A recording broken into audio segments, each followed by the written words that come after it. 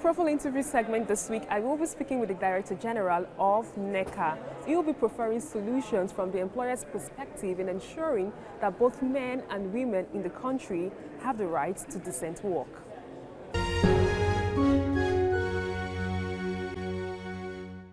Okay, it's good to have you on the program. Thank you very much. It's a pleasure seeing you again. Okay, a lot is actually happening at the ILO conference here in Geneva. And for me as a Nigerian, I'm actually disturbed or concerned about the minimum wage, which actually is supposed to be reviewed right now, but we're yet to get any information. And our own minister has actually said that there's every possibility that by the end of September, which the government has promised, we might not be getting a new figure. So I would like to ask you, from the employer side, are you ready to ensure that Nigerians have a living wage? First, the whole issue of collective bargaining is not new to the private sector.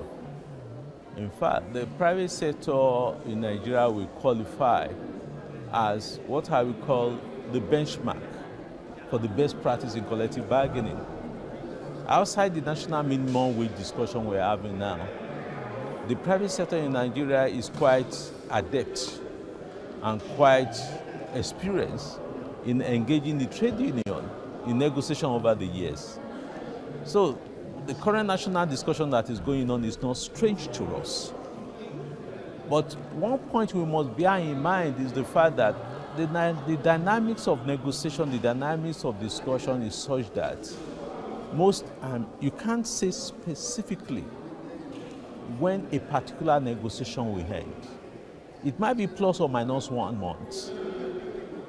So as employers' representatives, we're always careful in trying to say that a particular negotiation will end on a specific date. What is of utmost importance is good faith by all parties that are involved in negotiation. And for as long as the parties that are involved in negotiation are making progress, and all of them are quite honest with themselves, and then we then think that the issue of when that negotiation will end will become secondary, knowing fully well that all the parties that are involved are dealing with each other in good faith. So as far as the employers is concerned, the negotiation ends in August, all well and good. But if the dynamics of the negotiation is such that we need to extend the time, we simply have to accept that. Okay, here at the ILO conference, gender equality is one of the sub-themes for the Director General this year. So I'm concerned about the advocacy that women should actually have equal pay for equal work. Globally, it seems to be a challenge. Is there any plan or any framework or any discussion that is ongoing to ensure that women's rights are protected in offices? Well, equal pay for equal work, I don't think it's really an issue in the formal sector of the economy in Nigeria. At least for the constituent which we represent, there are procedures, there are formal wage structure, and those formal wage structure does not discriminate against women. If you are coming in as a fresher into any organization in the formal employment sector, which I know in Nigeria, you're going to earn the same wage with your male counterparts. So as far as the formal sector of the Nigeria economy is concerned, issue of differentiation of wage based on gender has not really been an issue, right? It might be a different ball game in the informal sector, which we really don't have very control over.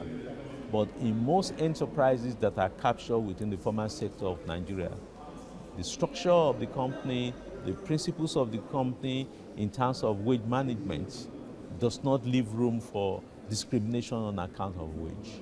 But what happens to women actually vying for directors' position? There are so many offices that when it comes to appointments, there's actually some times whereby the question of being a woman being a challenge. Well, not to my knowledge, because I do know of quite a number of companies in Nigeria that have appointed women to their board. The interest of the private sector most times is on merit, is on performance, is on productivity. And as I've said, the constituents we represent appreciate the importance of merit, competence, productivity, and performance in determining who should occupy an office. It is not unlikely that probably in the course of climbing the ladder to attain that position, some issues might crop up that might give the semblance of discriminations against women, probably on issues like maternity. But those are far and in between, I must say. But you also have NUI on the, I don't know the right pronunciation now, you have the women's wing in NECA. How would you say they are faring? The NECA's Network of Entrepreneurial Women. Yeah, so how can you share that experience with us? The NECA's Network of Entrepreneurial Women actually represents women's entrepreneurs in Nigeria. And the whole idea actually is to support these women to build up their capacity, to sustain their businesses, and move on to the next phase of growth. And beyond that, their focus has been on trying to support budding women entrepreneurs, right, to make success of their businesses. That has really been the main focus of the NECA's Network of Entrepreneurial Women. Okay, and would you, so far, how would you rate the growth while trying to integrate them into the formal sector? It's been phenomenal. Okay. The NECA's Network of Entrepreneurial Women started as a project office some 12 years back, just a small desk in my office. But today, they have created their own identity outside the project. They are an independent legal entity of their own, which though still uses the NECA acronym to back itself up. But in the reality of it, it's an independent association of its own. It now has a branch in Port Harcourt. It equally has a branch in Abuja. And we're talking of total membership of well over 500 or 600. I think they've done very, very well from that small beginning of a project office in one corner of our office in Lagos. They have blossomed and have offices in Lagos, Abuja, and in fact, they are in the process of setting up 2 other offices, one in Abeokuta and one in Ilorin. So they've done pretty well in trying to provide support for budding women entrepreneurs. As a professional, I'm really concerned for your advice when it comes to women and also vying for positions in the workplace. Can you offer your advice in terms of supporting women on how to get to whatever heights they actually want to? What advice would a man give to a woman in trying to attain an aspiration in the corporate world? My simple advice is that give it your best. Don't allow issues that have to do with your basic feminine responsibilities be an issue in the course of your work. When those issues come up to confront you, treat it as a personal challenge, which should not be an excuse for your productivity and your effectiveness in the workplace. I think that's quite important for any woman in trying to break the glass ceiling in corporate world. Okay, that's very interesting. I think I've learned something there. My concern again at the ILO conference where we are is that you're part of the development of cooperation in support of the SDG. Yeah, so I would like to ask, how has the meeting been going? What's new? Well, it's really a general discussion as to what the ILO should do in supporting its constituents in delivering on the SDG, right?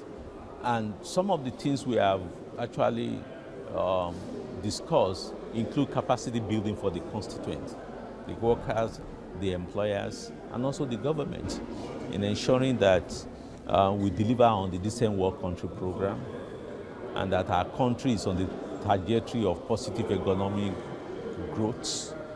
Some of the conclusions are conclusions that should be of interest to our government in terms of what government should do to make sure that by 2030 we would have delivered on some of the key goals of the SDG. Okay, so moving forward, looking at the rate of unemployment in Nigeria, what are your concerns? What are you taking home? Is there any experience from any other country that you have actually listened to that you feel might work in our own system?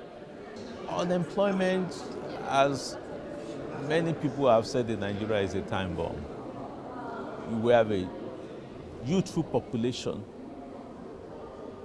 and the unfortunate thing is that what should ordinarily be a demographic dividend for us is almost becoming a demographic liability for us because of our inability to provide jobs for our youth.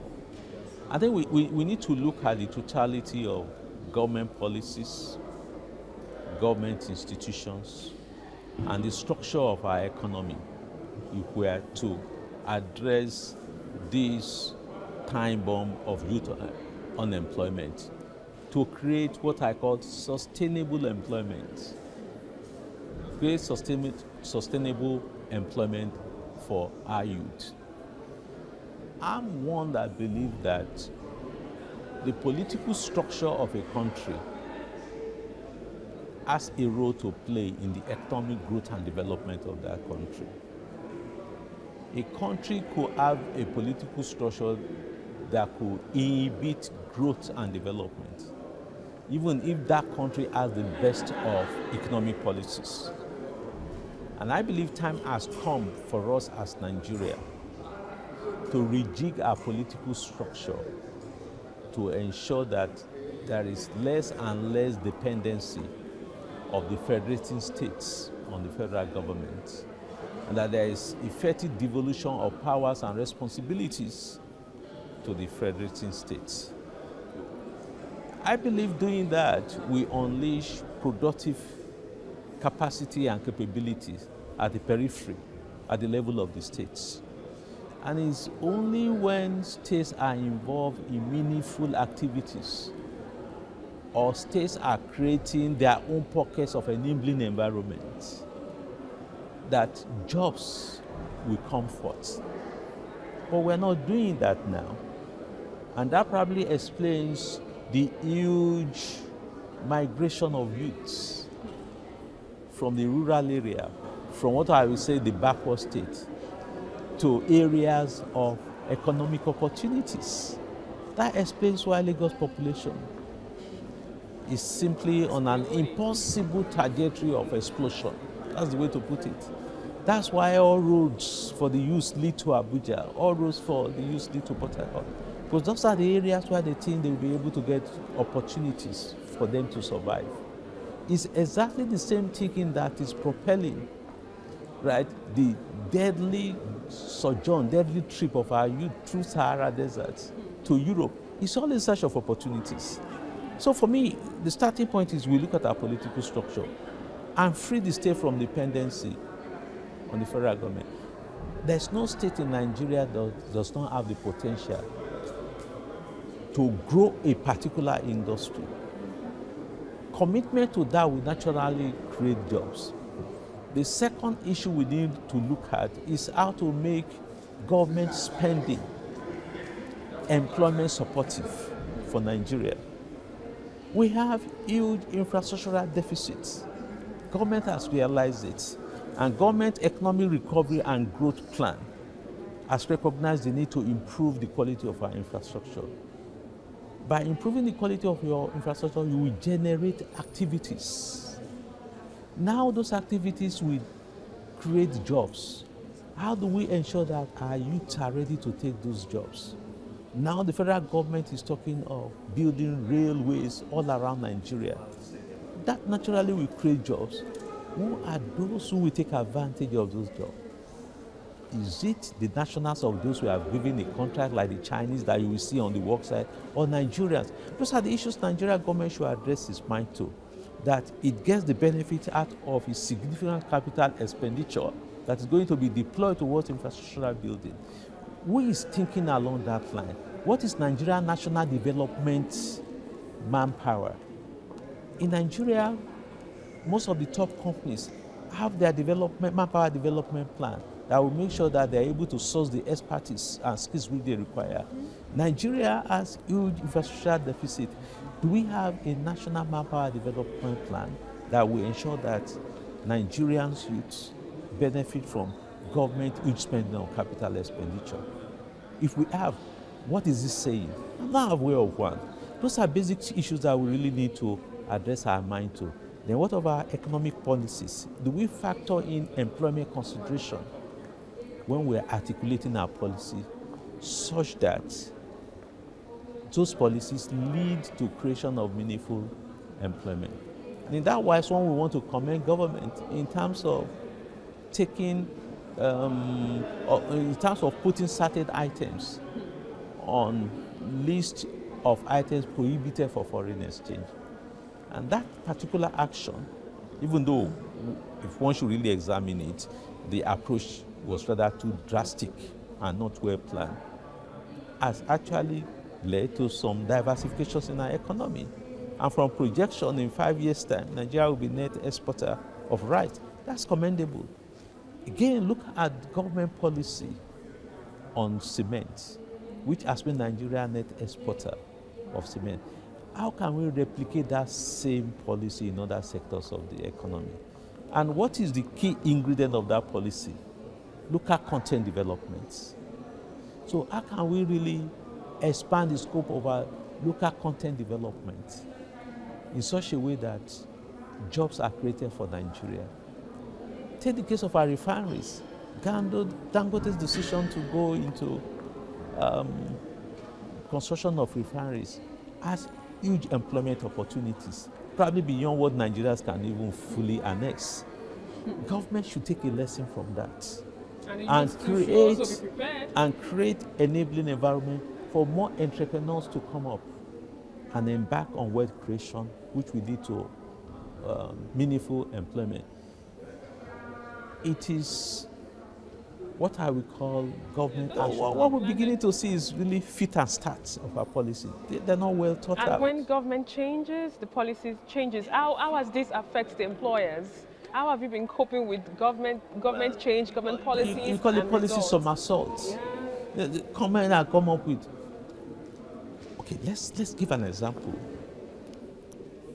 Toward the twilight of the Jonathan administration, and I hope I'm right in terms of my recollection, they came up with the issue of tariff on imported vehicles in order to encourage the manufacturers of those vehicles to come to Nigeria to set up as a, without being told that kind of policy initiative will generate employment. Now, when you now do an assessment of that policy today, what has become of it? It's been so rigid that you cannot even recognize that policy again. But if government has remained very faithful to it, yes, there will be short-term pains, short-term sacrifices to be made. But our focus should be more on the medium and long term. Nigeria has become a huge automobile market. Can't we take advantage of our market potential in such a way that it creates employment for our youth? Government has remained consistent with that policy in spite of the outcry against it by those who are making millions of money from importing fully built vehicles. We would have been somewhere today with that. So the need for government to be faithful to some of those policies is quite important. It was quite interesting having you on the program. Thank you very much. And that's all we can take on today's edition of the program. Join us next week for a fresh edition of the show. I am Sharon Ijason. Thanks for watching, and remember, labor creates wealth.